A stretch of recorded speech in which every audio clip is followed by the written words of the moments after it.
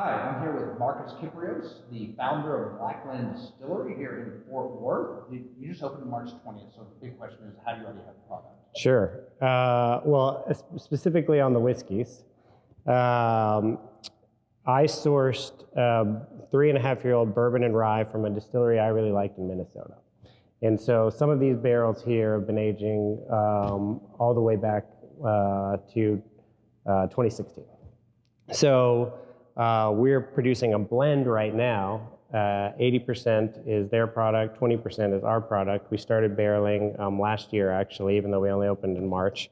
And then the goal, of course, is to eventually phase that out and just use our straight bourbon and rye.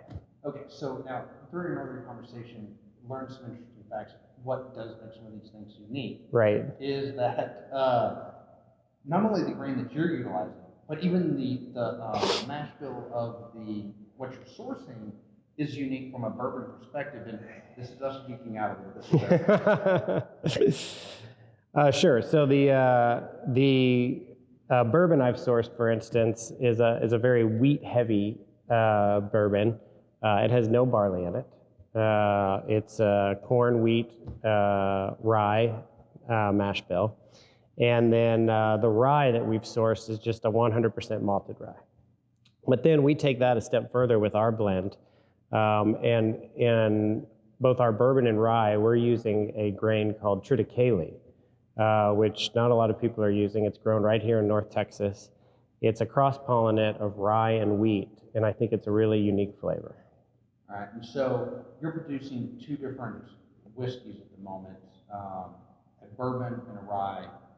But you are producing a vodka and a gin, but of course, the bourbon and the rye are both going to use triticale, correct? That's correct.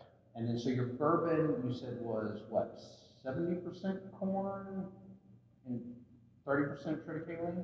Our bourbon, our straight bourbon, is actually 80% corn, 20% triticale. And then the rye is 80% the same. Rye and 20% triticale. That's exactly right. So instead of using barley, you're going to use some enzymes to help that fermentation process. Absolutely, yeah. And I think when you taste it too, like what I really like, other than the uniqueness of the triticale, is because it's the cross-pollinate, the wheat really cuts into, the creaminess of the wheat cuts into the spiciness of that rye.